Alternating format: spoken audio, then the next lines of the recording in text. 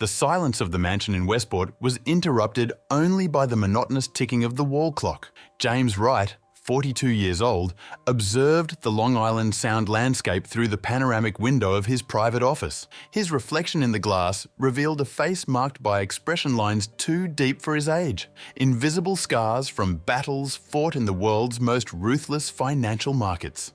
Act 1. Introduction. A coffee cup was cooling on the mahogany desk while he slid his finger across the tablet screen, analyzing numbers, graphs, and projections. His personal fortune had surpassed the $1 billion mark the previous week, but the news hadn't brought the satisfaction he had imagined he would feel 2 decades ago when he slept on a borrowed couch and worked 18 hours a day. The phone vibrated. It was Margaret, his assistant for 9 years. Mr. Wright, reminder about the meeting with Japanese investors at 3 o'clock. And another letter arrived from your mother's lawyer. James closed his eyes for a moment, feeling the familiar weight of those words pressing on his chest. Thank you, Margaret. Leave it with the other documents. He hung up before she could respond. The pile of correspondence from Elizabeth Wright, or rather from her legal representatives, grew in a locked drawer of his office. Unopened letters, unreturned phone calls, a distance carefully cultivated for 15 years. The financial empire he had built, Wright Capital Partners, managed funds totaling billions. James had transformed into the type of man that other powerful men feared and respected. His opinion on emerging markets was quoted in the Wall Street Journal. His name appeared on lists of most coveted bachelors, despite the aura of coldness that accompanied him like a shadow. But on that autumn morning, as he contemplated the agitated sea through the window, something bothered him, a restlessness that no million-dollar acquisition or successful business could appease. His personal cell phone rang, a number that few knew. Rebecca's name illuminated the screen. James, it's me. Her voice still caused that inexplicable tightness in his stomach, even after 3 years of divorce. Rebecca, what happened? He kept his tone neutral, professional. It's about your mother. James felt the muscles in his jaw tighten. What about her? I was in Providence yesterday for an exhibition. I passed by her house. A pause. James, things don't look good. I think you should go see her. You went to my mother's house? The growing irritation in his voice was noticeable. Why? Because, unlike you, I still care. And she was always good to me. Rebecca, we no longer have that kind of relationship. There is no yes for you to worry about my family. I know. Her voice softened. But something is wrong, James. She barely recognized me. The house, it's not like it used to be. James walked to the window, facing the hazy horizon. Elizabeth Wright, 67 years old, retired English literature professor at Brown University. The woman who had raised him alone after his father's premature death. The woman he hadn't seen in person since his grandmother's funeral 15 years ago. I appreciate your concern, but I'm sure she's fine. I've arranged everything so that she lacks nothing. Money isn't everything, James. The sadness in Rebecca's voice was palpable. She needs her son, not your paid bills. After hanging up, James remained motionless for several minutes. Rebecca's words echoed in his mind, mixing with fragments of memories that he tried hard to keep buried. The small house in Providence, Elizabeth's sacrifices to pay for his education, the discussions about his career plans, the final ultimatum, and the rupture that followed. Cancel my appointments for the rest of the week, he instructed Margaret over the intercom. An urgent family situation has arisen. Hours later, driving his Aston Martin down Interstate 95 toward Rhode Island, James tried to ignore the growing feeling of apprehension. What would he find in the small Victorian house where he grew up? What version of Elizabeth Wright awaited him after so many years of calculated distancing? He didn't know yet, but nothing in his 20 years of experience in the world's most volatile markets could have prepared him for the moment when, entering unannounced, he would find his mother kneeling on the old living room floor, desperately scrubbing an invisible stain while silent tears marked her aged face. The scene froze him at the threshold. A powerful man suddenly reduced to the child he once was, faced with the broken image of the one who had always represented his most fundamental strength. Act 2. Development of the conflict. The oak floor, once polished and impeccable, emitted a familiar creak under his hesitant steps. James remained silent, watching his mother, who continued to vigorously scrub the same spot, oblivious to his presence. Her wrinkled hands moved in methodical circles over the wood, already worn by what seemed to be an obsessive routine. "Mom?" His voice came out weaker than intended. Elizabeth Wright interrupted the movement for a moment. Slowly, as if awakening from a trance, she raised her gaze. James expected surprise, perhaps anger or resentment. Instead, he found a disconcerting emptiness in eyes that were once penetrating and attentive. "James?" She blinked several times, as if trying to adjust to reality. "It's Thursday. You should be at school." The impact of those words hit him harder than any financial collapse he had ever faced. He approached cautiously, kneeling beside her, ignoring the fact that his $3,000 Italian suit now touched the damp floor. "Mom, it's me, James, your son." He hesitated, looking for signs of recognition. "I haven't been in school for a long time." Her eyes seemed to clear momentarily. "James?" A fragile smile formed. "You came to visit your old mother. What a pleasant surprise." She made a move to stand up, but faltered, leaning heavily on him. James noticed the fragility in the body that had once seemed indestructible to him. Elizabeth Wright, who used to correct piles of essays late into the night, who maintained 2 jobs to support her son, who never showed weakness, now could barely stand without help. "Come, let me help you."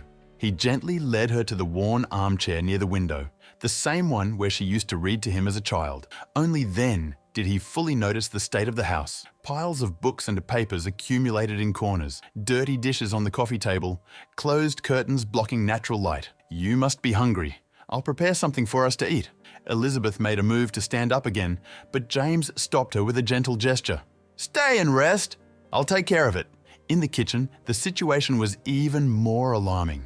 Expired food in the refrigerator, dishes piled up in the sink, an odor of neglect hanging in the air. James opened cabinets, finding them practically empty. How could this happen? He transferred a considerable amount monthly to her account. Where was the housekeeper who was supposed to take care of the house 3 times a week? While improvising a sandwich with the little he found usable, his cell phone vibrated.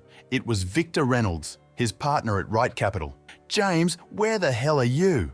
The Japanese are furious. Cancelling the meeting without prior notice was a disaster. "A family emergency came up. You can take over temporarily." "Family?" The surprise in Victor's voice was palpable. In 15 years of partnership, James had never mentioned family problems. For all intents and purposes, he seemed to have emerged in the financial world already as an adult, without a past. "Is everything all right? I need to resolve some issues with my mother. I'll be away for a few days." "Days?" "James, we're in the middle of the Suntech acquisition. It's the biggest deal of the year. You can handle it." James ended the call before Victor could protest further. Returning to the living room with the sandwich and a glass of water, he found Elizabeth again kneeling on the floor, at the same spot as before. "The stain won't come out," she muttered, scrubbing hard. "I've tried everything, but it's still here." James set the food on the table and approached. The floor at that point was visibly lighter than the rest, worn by years of obsessive cleaning. "Mom, there's no stain there. You don't understand," she replied without looking up, her voice trembling. "Your father's blood. I need to clean it before you wake up and see." A chill ran down James's spine. Thomas Wright had died of a cerebral aneurysm when James was only 7 years old. According to what he had always been told, his father had died in the hospital, not at home. "Blood? Dad's? What are you talking about?"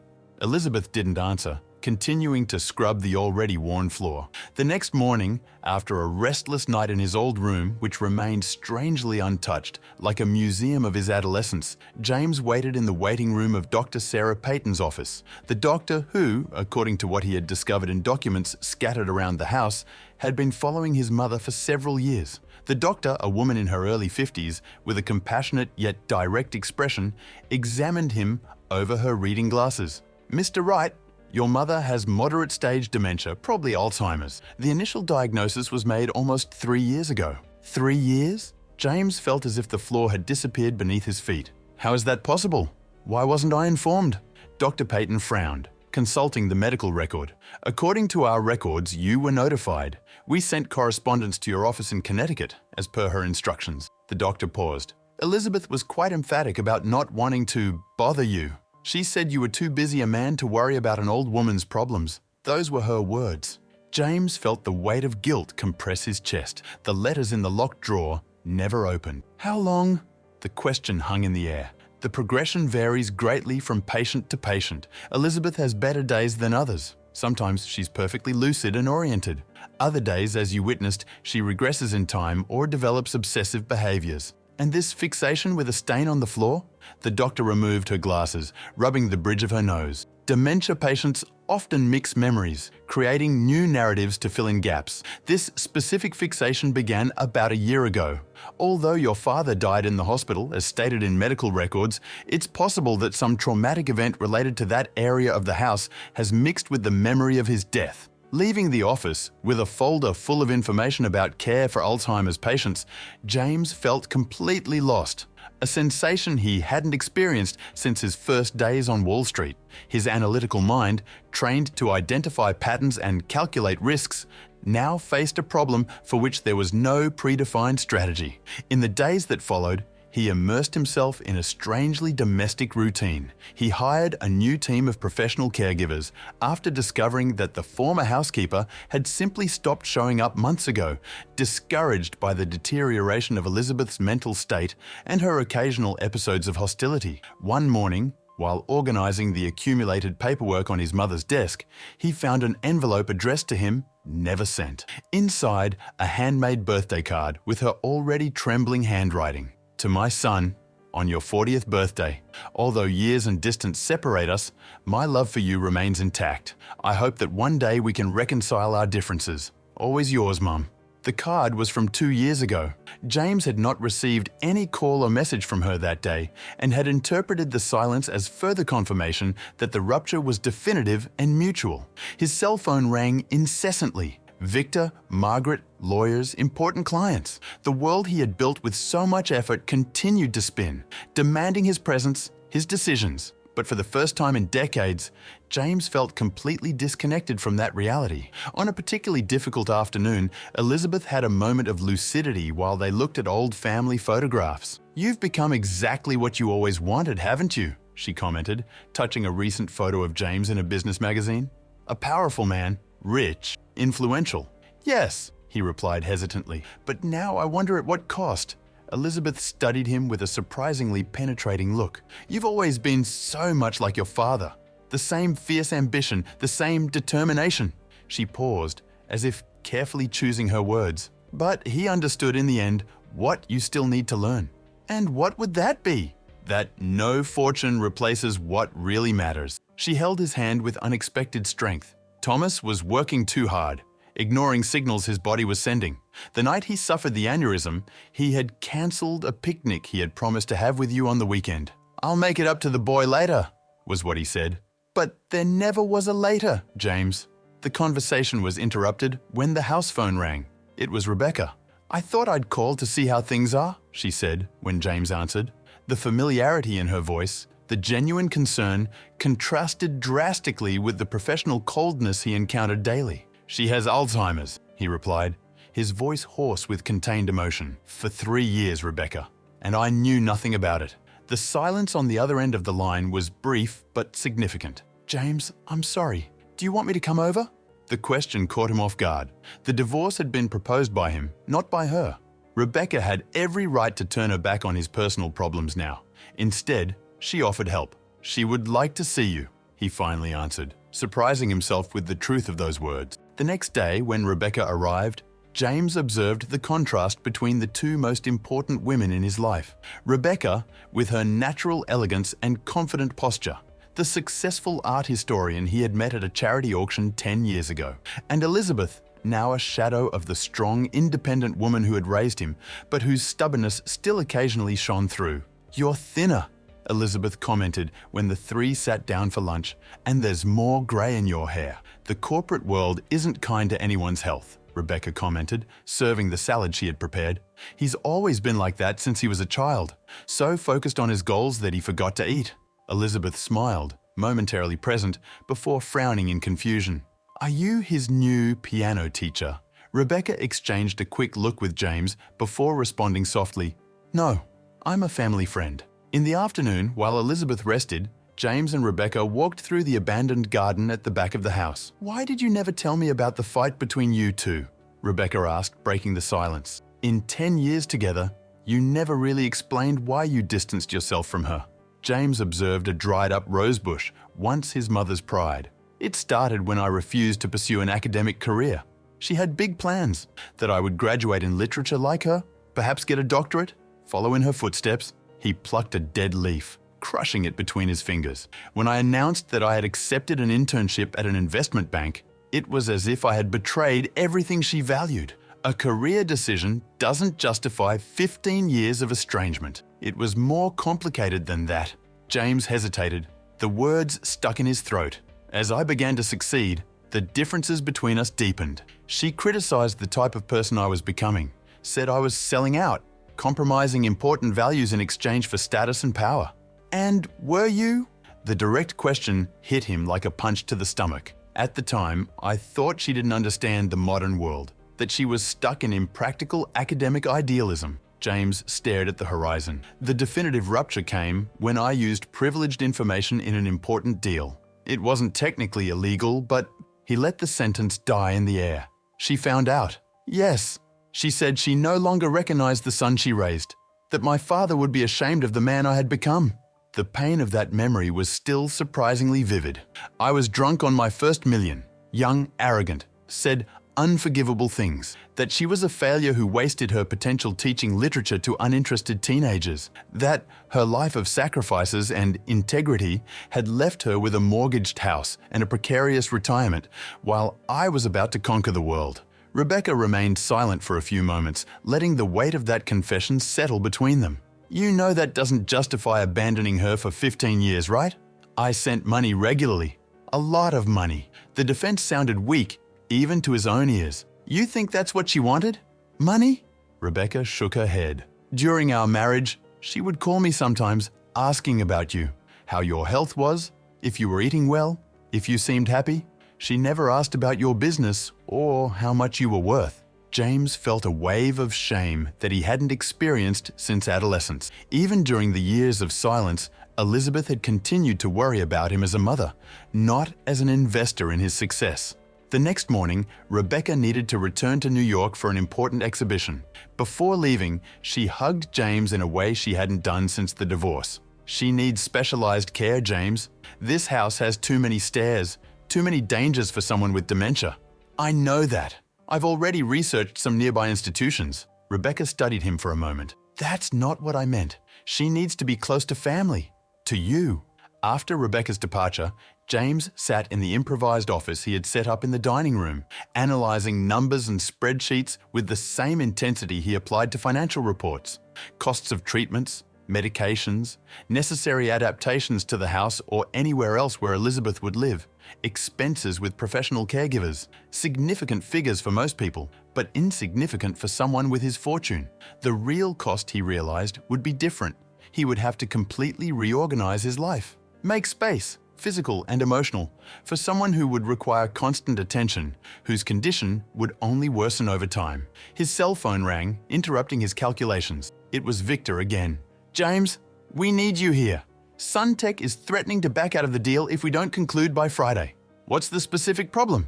"They're concerned about our restructuring plan. They fear we might lay off entire research and development teams after the acquisition." "And will we?" A tense silence followed the question. "That was always the plan, wasn't it? Cut costs, absorb the technology, eliminate redundancies." Victor's voice sounded confused. "And what about those employees' families? Have we calculated the human impact beyond the spreadsheets?" "James, are you all right? You've never cared about this kind of thing before." The question echoed in his mind long after ending the call. Was he all right? Or was he finally beginning to see beyond the veil of numbers and projections that had dominated his life for so long? That night, sitting in the living room with Elizabeth, who had her eyes fixed on a documentary about migratory birds, James made a decision that, just 2 weeks before, would have seemed inconceivable. "Mom," he began, uncertain if she was lucid at that moment. "I've been thinking, maybe you could come live with me in Connecticut. I have more than enough space, and we could hire the best specialists to accompany you." Elizabeth turned slowly to him, her eyes surprisingly clear. "And your work?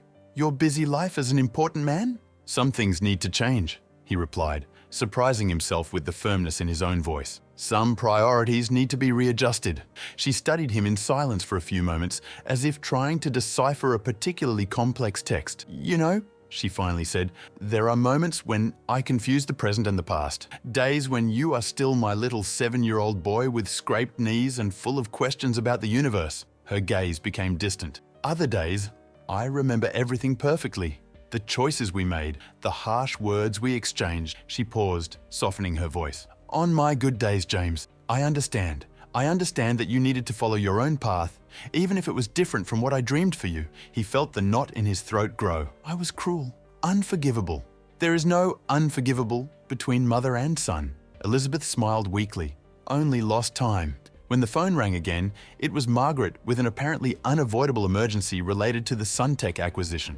For the first time, James realized how the shrill sound interrupted something infinitely more precious than any business negotiation, a rare moment of clarity and connection with his mother. "I'll call back later," he told his assistant, hanging up without waiting for a response, an unprecedented act in his meticulously managed career. Turning back to Elizabeth, he realized that the moment of lucidity had passed. She now stared into the void, her restless hands in her lap. "I need to clean the stain," she muttered, making a move to stand up. James gently stopped her, holding her hands between his. "There's no stain, Mum. Everything is clean now." That night, sitting in his childhood bedroom, James opened his laptop to send an email that would fundamentally alter the course of his career and personal life. The message was addressed to the administrative board of Right Capital Partners, with a copy to Victor Reynolds. "For unavoidable personal reasons, I will be significantly reducing my operational responsibilities for the next few months. I propose that Victor temporarily assume the position of CEO, with my support in strategic decisions as necessary." Underscore. His finger hovered over the send button. That simple action represented the first time in more than 20 years that James Wright deliberately placed something above his professional ambition. It would be the beginning of a new chapter, one with an unpredictable outcome, but that would finally put him on the path to rediscovering long-forgotten values. With a decisive click, he sent the message, sealing his commitment to a journey that promised to be as challenging as any battle in the financial markets, but infinitely more meaningful. Act 3. Crisis and confrontation. The adaptation was not easy for either of them. James's mansion in Westport, with its 5 bedrooms, heated pool, and ocean view, seemed disconcertingly empty and sterile compared to the cozy, memory-filled house in Providence. During the first weeks, Elizabeth frequently got lost in the wide corridors or became confused with the multiple bathrooms, calling for James in the middle of the night, disoriented and distressed. The room he had prepared for her was spacious and elegant, with a king-size bed and panoramic windows. But Elizabeth missed her worn books and the particular luminosity that entered through the windows of her old house. To ease the transition, James transferred several of her personal belongings: family photographs, the old bedside lamp, the patchwork quilt made by her grandmother, hoping to create a more familiar environment. "It's not going to work," Victor declared during a video conference, observing the deep circles under James's eyes. "You can't be a part-time CEO and a full-time caregiver. It's unsustainable." "I hired a qualified team," James replied, keeping his voice low so that his mother, who was resting in the room adjacent to his office, wouldn't hear him. "Dr. Chen supervises her treatment, and we have 2 caregivers who take turns in shifts." "That's not what I'm talking about. You're distant, James. During yesterday's meeting with shareholders, you seemed physically present, but your mind was clearly elsewhere." Victor sighed, his countenance hardening. "The market perceives this kind of thing. The Suntech investors are hesitant. We need you fully engaged, or we need to officially communicate your temporary leave." James felt the irritation grow, an automatic reaction after years conditioned to prioritize business above all else. But then he heard Elizabeth's soft voice calling from the living room, and something inside him realigned. "Make the official announcement," he finally replied. "From today, you take over as interim CEO with full decision-making powers. I will remain available for strategic consultations, but removed from daily operations." Victor's expression was a mixture of surprise and concern. "Are you sure about this? It's been 20 years building this company. Your name is literally on the building's facade." James looked through the half-open door, where he could see his mother's profile against the window light. Something in the sight of that fragile woman, who had once been his safe harbor, brought a clarity that no financial report had ever achieved. "I'm sure. Some things can't wait, Victor." After ending the call, James found Elizabeth contemplating the sea through the living room window. "This place is beautiful," she commented when he approached, "but it doesn't feel like a home. It feels like a magazine photograph." The observation, made during a moment of lucidity, hit James like a revelation. His space reflected exactly what his life had become, a carefully composed image of success, without the welcoming disorder and imperfections that characterize a true home. "We can change that," he replied, sitting beside her. "This house has always been more a status symbol than a place to really live." Elizabeth studied her son with that penetrating look that, even through the haze of dementia, occasionally emerged intact. "You never told me about your divorce," she said abruptly. "Why did you and Rebecca separate?" The question caught James off guard. During the 3 years since the divorce, he rarely spoke about the subject, treating it as another closed transaction, painful but efficiently resolved with competent lawyers and a generous settlement. "I wasn't present," he admitted after a long silence. "Physically, yes, but emotionally I was always 3 steps ahead. The next deal, the next acquisition, the next goal." "Like your father," Elizabeth murmured, a flash of memory crossing her eyes.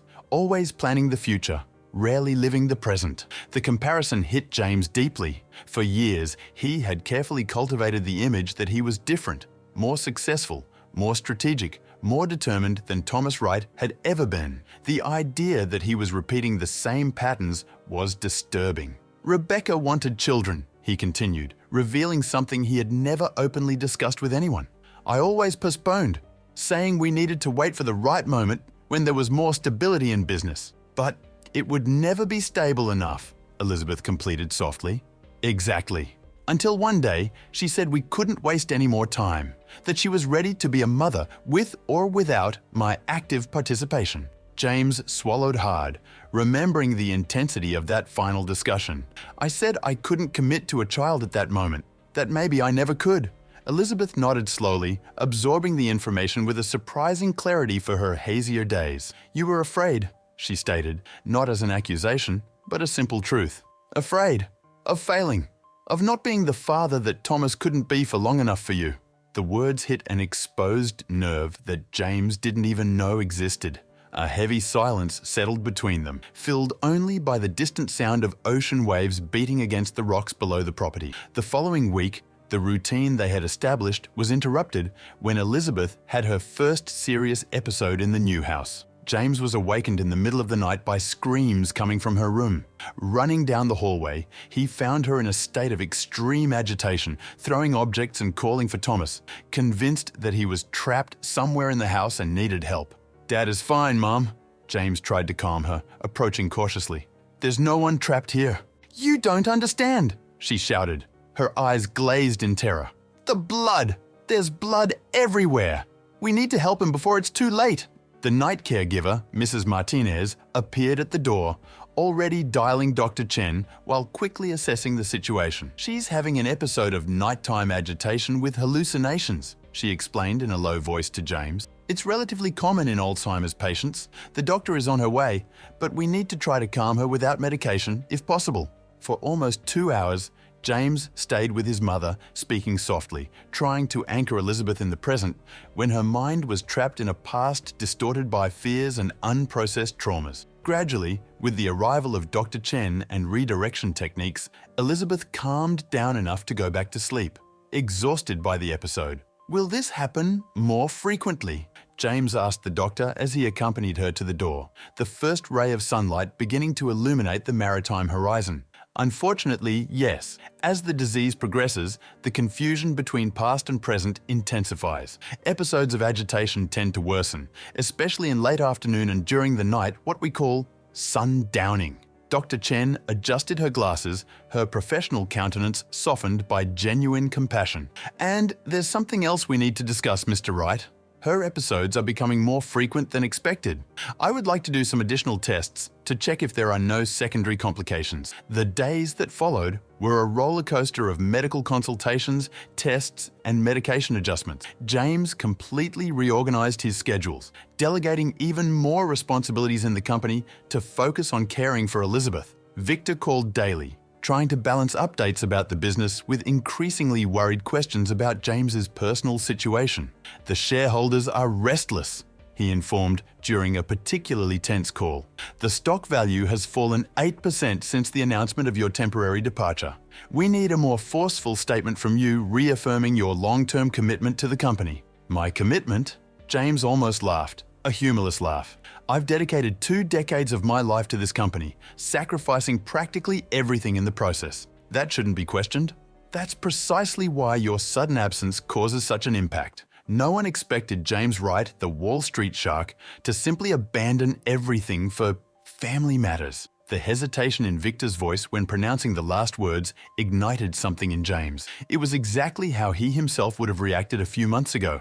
Incomprehension at the idea that family ties could overcome professional responsibilities. "It's not temporary, Victor," he finally said, the words forming in his mind as he pronounced them. "Not in the sense you expect. I won't return to the same role as before." The silence on the other end of the line was deafening. "Are you resigning?" Victor's voice was incredulous. "I'm redefining priorities. Wright Capital will continue, and you are more than capable of leading. I will remain on the board and as a majority shareholder, but my operational involvement is over." After hanging up, James felt a strange mixture of relief and apprehension. For the first time in decades, he didn't have a meticulously elaborated 5-year plan. His future, once so carefully mapped out, now presented an uncertainty that simultaneously terrified and liberated him. In the living room, Elizabeth was leafing through a photo album that James had rescued from the old house in Providence. Observing her from a distance, he noticed how her fingers lingered on certain images, as if trying to recover the memories associated with them before they completely disappeared. "May I join you?" he asked, approaching cautiously. Elizabeth looked up, momentarily confused, before smiling and making room on the sofa.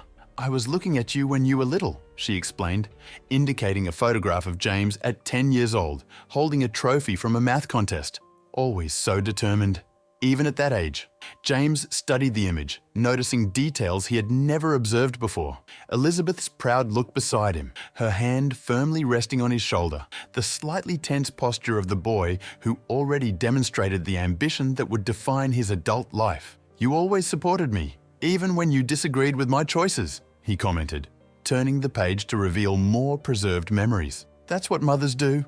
Elizabeth traced the outline of another photograph, this one of James at his university graduation. "Even when it hurts, even when we are sure they are making a mistake, we support them, and we hope that one day they will understand what really matters." The conversation was interrupted by the phone. It was Dr. Chen with the results of the additional tests. James answered, moving away so as not to disturb his mother's tranquil moment. "Mr. Wright," the doctor's voice was professional, yet gentle. "The results indicate that your mother has had multiple small cerebral strokes in addition to Alzheimer's. This explains the accelerated progression of the symptoms and the intensity of the episodes." James felt the impact of the words like a physical blow. "And what does that mean in practical terms?" "It means that the decline will be faster than we initially predicted. Weeks or months, not years, and we will need to significantly adjust the care plan." That night, after making sure that Elizabeth was comfortably settled in her room under Mrs. Martinez's care, James sat alone on the private beach below his property. The Atlantic Ocean stretched infinitely before him, its constant waves reminding him of the inexorability of time, the same time that he had always treated as a resource to be optimized, never truly appreciated. His cell phone vibrated in his pocket. It was Rebecca. "Sorry to call so late," she said when he answered. "Victor approached me. He seemed worried. Said you're abandoning everything you've built. I thought I should check how you're doing." The genuine concern in her voice warmed something inside him. "She's getting worse faster than we expected," James replied, feeling his throat tighten. "And I'm realizing how much time I've wasted, how much life I've let pass while pursuing what exactly? Numbers on a screen? Power? Recognition? James," Rebecca's voice softened, "don't torture yourself like this. We all make mistakes, make choices that seem right at the moment. The difference is that some of us have the chance to correct those choices before it's too late."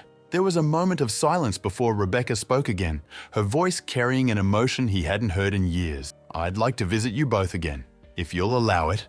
The suggestion caught James by surprise. Since the divorce, they had maintained a carefully cultivated distance, interacting only when absolutely necessary. The idea of Rebecca becoming part of his life again at this moment of personal transformation was simultaneously frightening and comforting. "She would like that very much," he finally replied. "And so would I." The next morning, as they had coffee on the veranda overlooking the ocean, Elizabeth had another moment of impressive lucidity. "James," she began, watching him over her teacup, "I need you to promise me something." He looked up from the tablet where he was reading financial news out of habit rather than necessity. "Anything, Mom. When I'm no longer here," she continued, ignoring his automatic protest, "I want you to really live, not just exist, accumulating things and power. Live!" Her eyes, momentarily free from the haze of dementia, shone with fierce intensity. "Don't make the same mistakes your father and I made, always postponing happiness for a future that never comes." James felt the weight of those words, a mixture of maternal advice and anticipated farewell. "I'm trying to learn that now," he replied honestly, "but it's not easy to change lifelong habits." "It never is." Elizabeth smiled, a sad but serene smile. "But it's worth trying, isn't it? Before it's too late." During the weeks that followed, Elizabeth's condition deteriorated rapidly, as Dr. Chen had predicted. The moments of lucidity became rarer, the nights more agitated, the episodes of confusion more frequent and intense. James hired additional nurses, implemented an advanced monitoring system in the house, and consulted specialists from across the country. But the cruel reality of Elizabeth's progressive condition could not be altered, even with all the resources his money could buy. In an effort to fill the remaining time with meaningful moments, James began to read to her daily, the same books she had read to him in childhood.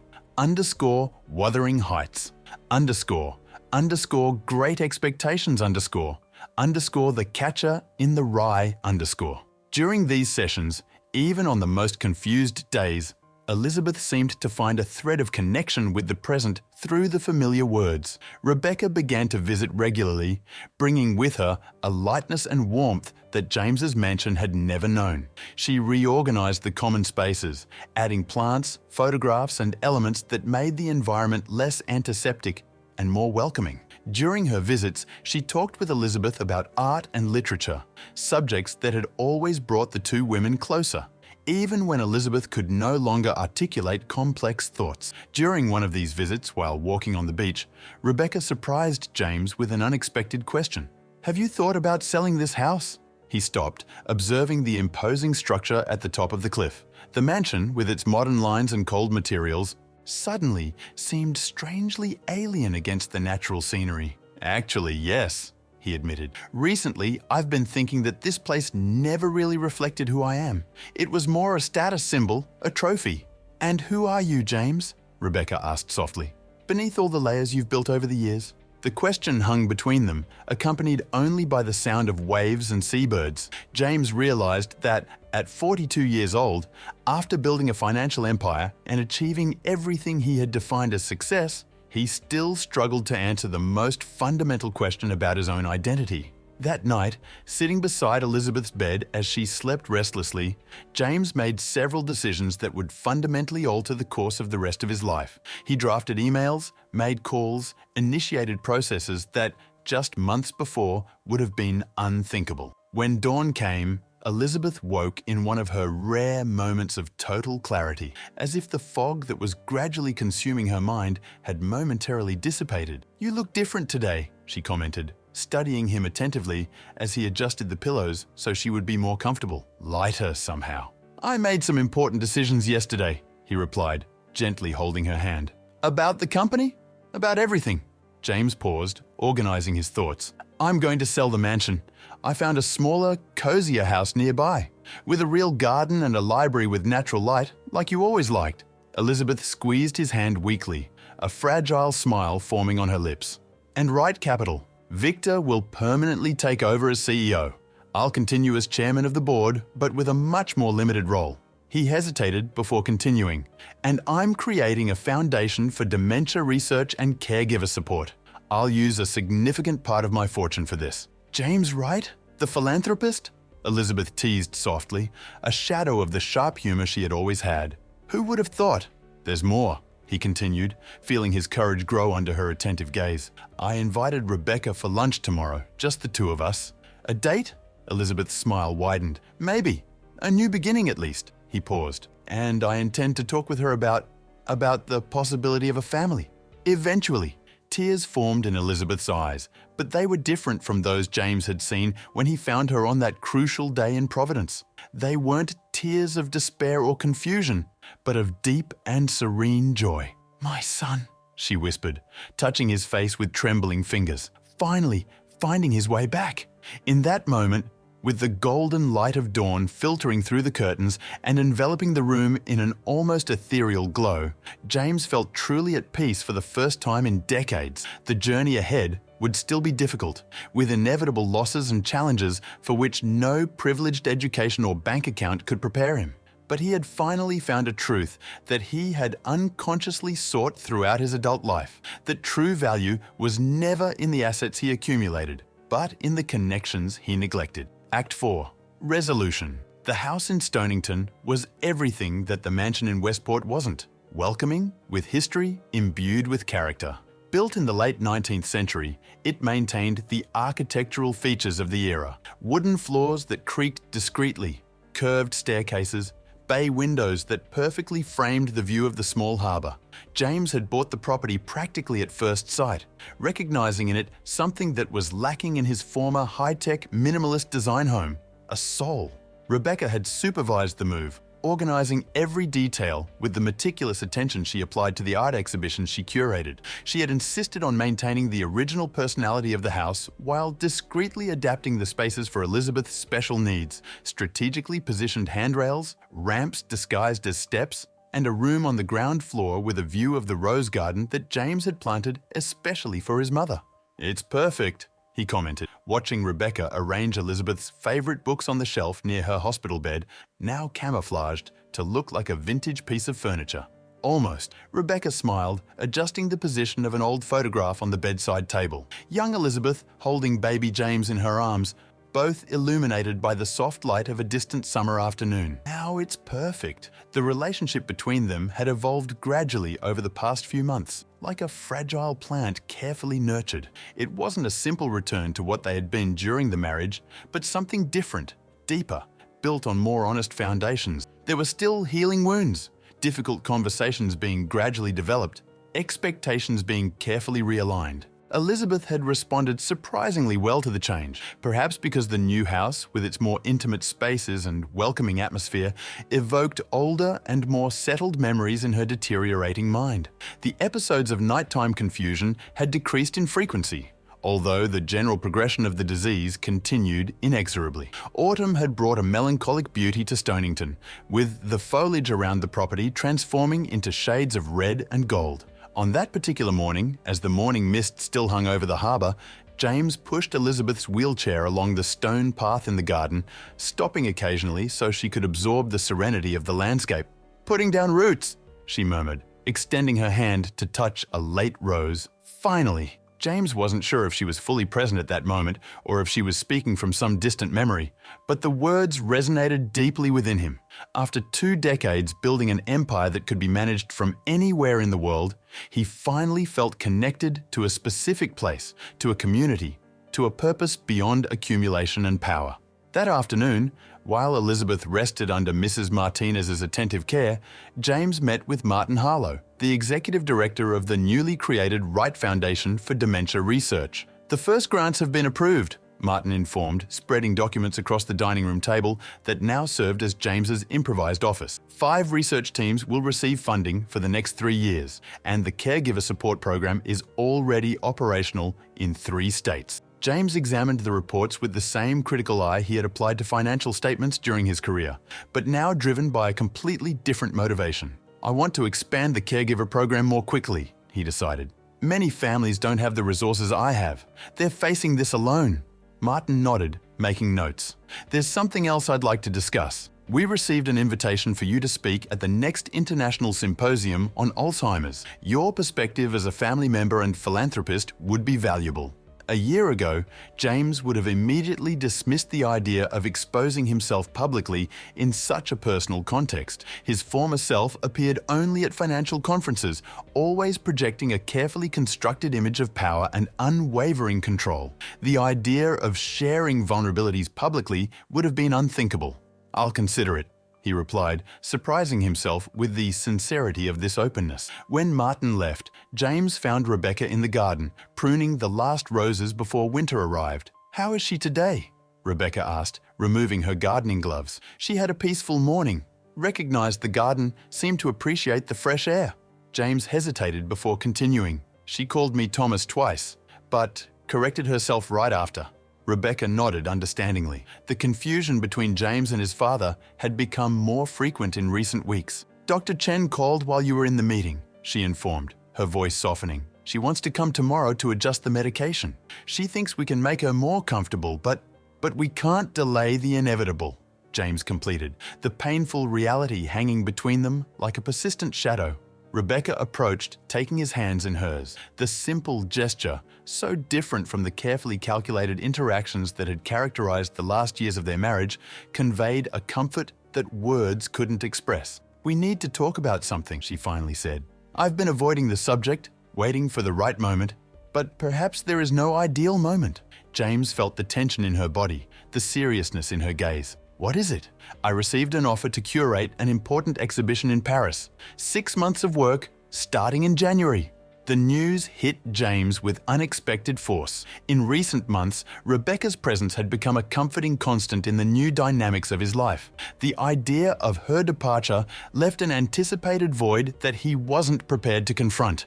It's an important opportunity for you, he finally said, trying to mask his disappointment. It is. Rebecca studied him carefully. But I don't want to make that decision without considering us. Whatever us means now.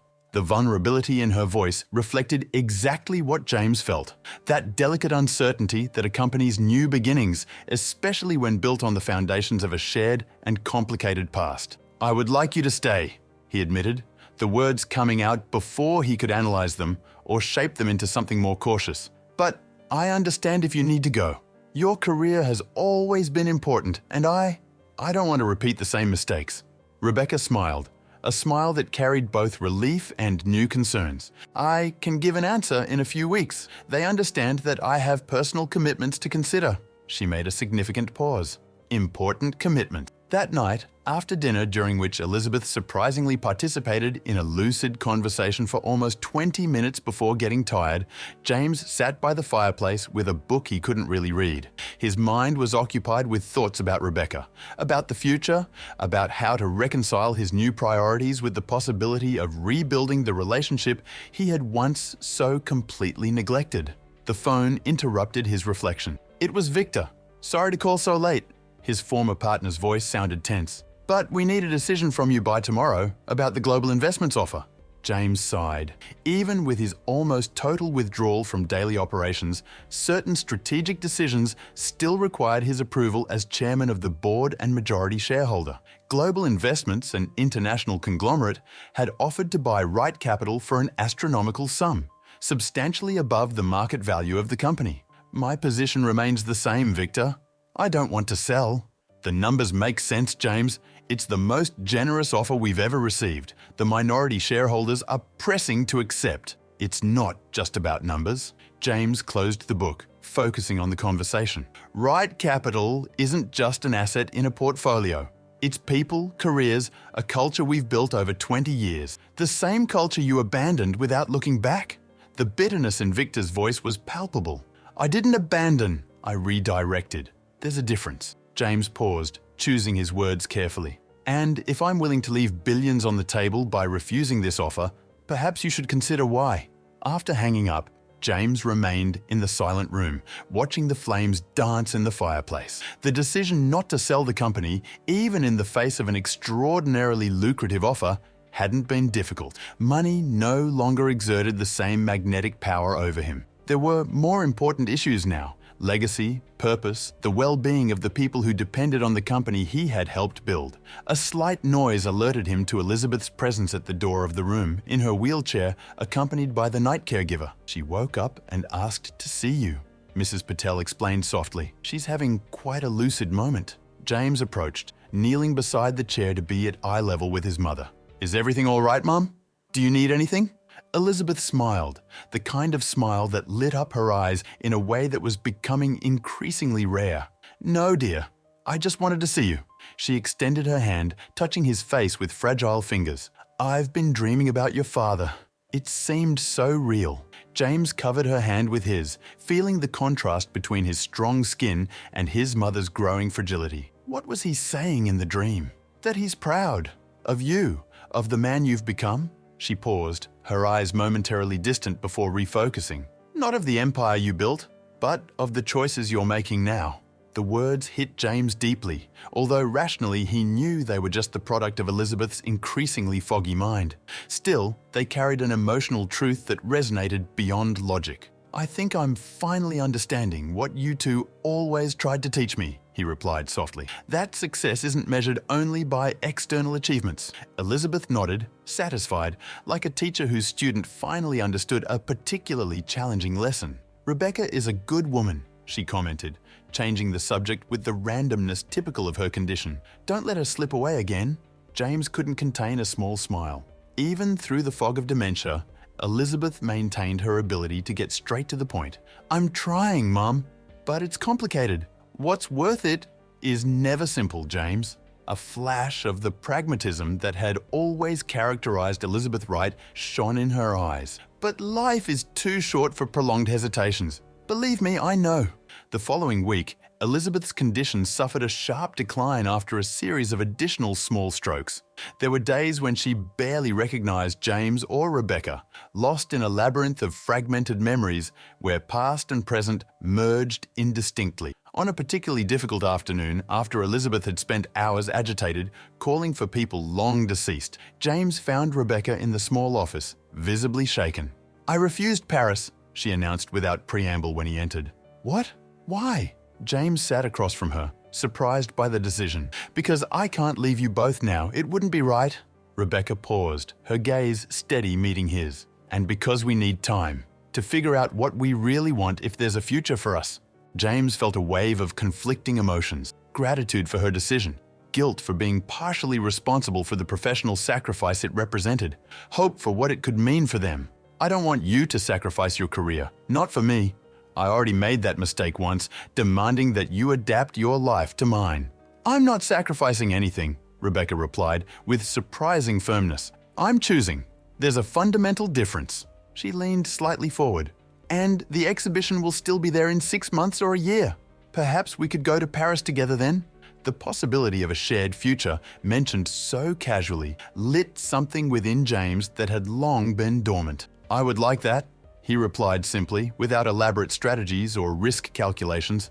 Just the direct truth of a man who had finally learned the value of emotional sincerity. The following weeks brought a new routine to the house in Stonington. James divided his time between caring for Elizabeth, now almost totally dependent remote work with the foundation, and quiet moments with Rebecca, patiently rebuilding what they had lost and discovering new facets of each other in the process. Winter arrived with full force in New England, transforming the landscape into a scene of immaculate white. On Christmas morning, James woke to the sound of soft music coming from downstairs. He found Rebecca in the kitchen, preparing pancakes, a tradition they had maintained during the years of marriage. Merry Christmas, she smiled, handing him a cup of coffee. Elizabeth had a peaceful night. She's still sleeping. James accepted the cup, allowing himself a moment to absorb the domestic scene, so different from the lonely mornings in his old mansion or the Christmases spent at exclusive resorts, always partially connected to work. I have something for you, he said, taking a small package from his robe pocket. It's not exactly a Christmas present, more a symbol. Rebecca accepted the package with a curious expression. Inside, there was an old, ornate key. "It's the original key to this house," James explained. "The broker gave it to me when we finalized the purchase, said it was tradition to pass it forward." He hesitated, gathering courage. "I would like you to have it, not just as a guest or friend, but as a permanent part of this home. If you want." Rebecca studied the key for a long moment, her eyes shining with contained tears. "Are you asking me to live with you? Officially?" "I'm asking for more than that," James replied, surprising himself with the certainty in his voice. "I'm asking for a second chance, for us, to build something new, different from what we had before." Rebecca held the key firmly, a slow smile forming on her lips. "Without putting work above everything?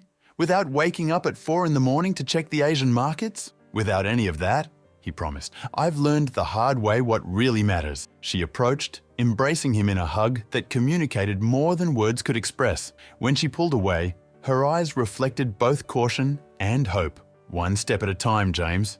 We still have a lot to rebuild, a lot to rediscover in each other." "All the time in the world," he agreed, though they both knew it wasn't entirely true.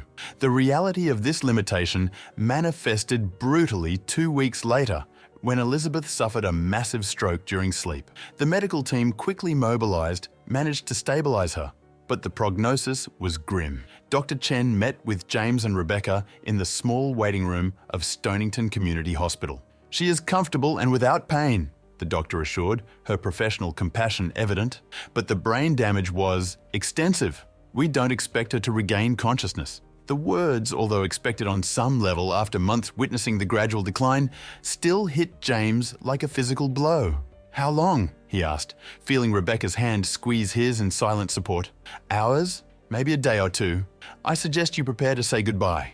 That night, sitting beside Elizabeth's hospital bed, James reflected on the journey that had brought them here, from the deep fracture that had separated them for 15 years to the reunion that had fundamentally transformed the course of his life. Her hands, now inert between his, had once turned pages of books for him to sleep, prepared countless meals, corrected thousands of student essays, applauded his achievements, and, lastly, incessantly scrubbed a spot on the floor that carried meanings he would never fully understand. "Thank you," he whispered, the words intended only for her, regardless of whether she could hear them or not. "For not giving up on me, even when I gave up on you. For giving me the chance to learn, even if too late." Rebecca entered silently, bringing coffee. She gently placed her hand on James's shoulder. "It's never really too late," she commented softly. "Not while we're still here, capable of making different choices." The next morning, with the first rays of January's sun illuminating the hospital room, Elizabeth Wright departed peacefully, holding her son's hand. There were no dramatic last words or moments of sudden consciousness, just a serene transition, so different from the turbulence that had characterized her last months. The funeral was a small but significant ceremony held in the historic chapel of Stonington. To James's surprise, several of Elizabeth's former students attended, many traveling long distances after learning of the news. One by one, they shared stories about how she had influenced their lives, inspiring passion for literature and critical thinking. "She completely changed my trajectory," commented a middle-aged woman who now taught literature at Yale. "She made me understand that words have power beyond entertainment. They can transform entire societies." Victor also attended, representing Wright Capital. The initial tension between the former partners dissipated in the context of the solemn occasion. "I'm sorry, James," he offered sincerely during the reception that followed at the house in Stonington. "She seemed like a remarkable woman." "She was," James agreed, "and I wasted years I could have spent learning more from her." Victor hesitated, studying his former mentor with a renewed look. "You've changed," he finally observed. "I never thought I'd say this, but the change is positive." "It came at a high price," James replied, looking through the window to the snow-covered garden, where next summer the roses he had planted for Elizabeth would bloom without her being able to see them. "But it was worth every penny." In the weeks that followed, James and Rebecca gradually established a new normality. She began to transfer her belongings to the house in Stonington, transforming what had been a temporary refuge into a truly shared home. James continued his work with the foundation, but also began to accept invitations to speak about his personal experience with Alzheimer's, using his platform to raise awareness about the disease and the importance of family support.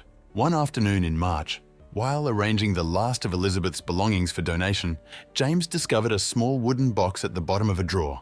Inside, he found letters he had written to his mother during his first year at university, enthusiastic correspondence from a young man dazzled by new ideas and possibilities before financial ambition consumed other passions. "You were a born writer," Rebecca commented, reading over his shoulder.